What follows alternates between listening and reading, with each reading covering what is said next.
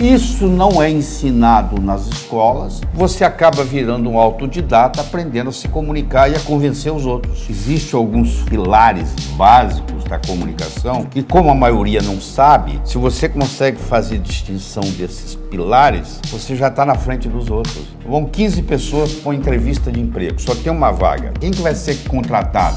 A pessoa que souber se comunicar melhor.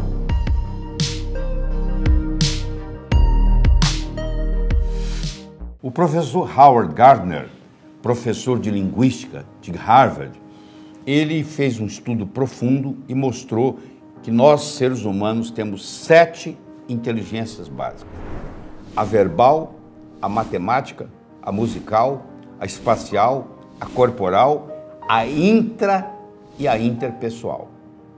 Então nós poderíamos passar horas e horas discutindo cada uma delas, mas não é a finalidade de hoje. Então você viu que eu deixei por final a interpessoal, que é a comunicação de você com os outros, entendeu? Que nós somos animais sociais, ninguém vive sozinho. Se você tiver uma ideia brilhante aqui agora, a primeira coisa que vai vir na sua cabeça é com quem que você vai implementá-la, não é verdade? Então, na mesma hora, a gente pensa num outro ser com quem a gente vai implementar essa ideia. Então, nós somos, por natureza, animais sociais. E isso faz uma diferença muito grande. Então, nós temos que aprender a fazer distinções na área da comunicação. Só que isso não é ensinado na sua mesa de jantar em casa, isso não é ensinado nas escolas, você acaba virando um autodidata, aprendendo a se comunicar e convencer os outros. Mas por trás de tudo isso existe uma ciência. Eu gosto de fazer a comparação da comunicação com a odontologia. Olha como é que faz direitinho. Todo brasileiro que eu conheço, que mora nos Estados Unidos e tem condição financeira, ele quer vir tratar de dentes no Brasil. É verdade. Por quê? Porque o dentista brasileiro tem uma destreza manual melhor do que o americano. Apesar da tecnologia é americana, mas odontologia não é só tecnologia. Tem a parte estética, tem a parte artística, como é que vai ficar o dente, como é que vai ficar o restaurado, como é que vai ficar aquela coroa. A comunicação é a mesma coisa. Tem uma parte científica, que hoje a neurociência cada vez mais desenvolve, tem inclusive hoje o que nós chamamos de neuromarketing, e tem a parte da habilidade da pessoa. A pessoa nasce com aquela habilidade sem nunca ter estudado e domina o público. A boa notícia que eu tenho para você é que ninguém vai num berçário e diz assim, aquele ali vai ser bom comunicador, aquele não vai, aquele vai. A comunicação é uma coisa que você desenvolve com o passar da vida. Agora, se você nunca se interessou por isso, você vai estagnar. E hoje é um dia de despertar, você vai começar a escutar isso aqui, daqui um pouquinho eu vou começar a te dar orientação de livros, que você vai poder procurar, e de repente você vai explorar uma nova área. Porque você vai ver que a pessoa que ganha, o político que ganha eleição, ele comunica melhor, por isso que ganhou a eleição, entendeu? O médico que tem mais clientes é porque ele se comunica melhor, o advogado, mesma coisa. Então você vai vendo que o que faz a diferenciação, a diferença que faz a diferença é você ser ou não um bom comunicador, e isso pode ser aprendido. Existem alguns fatores, alguns pilares básicos da comunicação que, como a maioria não sabe, se você consegue fazer distinção desses pilares, você já está na frente dos outros, entendeu? A diferença fica muito rápida. Então, em pouco tempo, você nota uma diferença. Por exemplo, vão 15 pessoas para uma entrevista de emprego, só tem uma vaga. Quem é que vai ganhar? Quem que vai ser contratado? A pessoa que souber se comunicar melhor. Mais ou menos eles têm os mesmos currículos, etc. e tal. Onde é que está o diferencial? O diferencial está na habilidade de se comunicar. E a pessoa pode aprender isso e ir lá e fazer, entendeu? Você tem que ter uma saúde física, uma saúde mental, uma saúde emocional e uma saúde espiritual. Certo. É um conjunto de coisas. Tem gente que está emocionalmente abalado. Isso reflete no físico. Tem gente que não consegue se comunicar com si mesmo, entendeu? O self-talk, o diálogo interno está comprometido. Isso repercute diretamente no sistema imune. E o sistema imune é a espinha dorsal da nossa fisiologia. Por que que 10 pessoas entram numa sala, 2 gripam e 8 não tem nada? O vírus estava lá para todo mundo, porque aqueles 8 tinham um sistema imune mais resistente. Por que que tem gente que come a mesma coisa numa família, um pega câncer, outro não? O componente psicológico é muito importante. Isso está mais do que publicado hoje. Quando você encontra uma pessoa pela primeira vez, isso tem estudo mostrando, os primeiros 3 a 4 minutos, você vai tomar uma decisão com relação a essa pessoa. Se você vai gostar dela, se você não vai, se você vai confiar nela, se você não vai.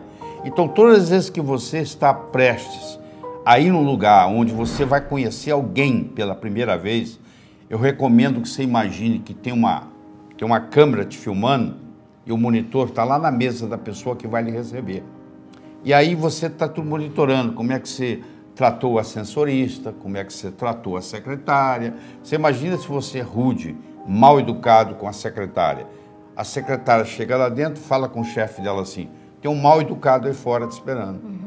Pronto, a sua reputação chegou antes de você. Entendeu? Então isso é muito importante. Você trabalha com vendas, então, você tem que fazer o seguinte, você tem que ver como é que vai ser a minha primeira impressão, a primeira impressão que eu quero deixar.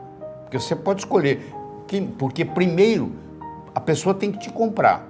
Para ela comprar a sua ideia, ela tem que comprar você.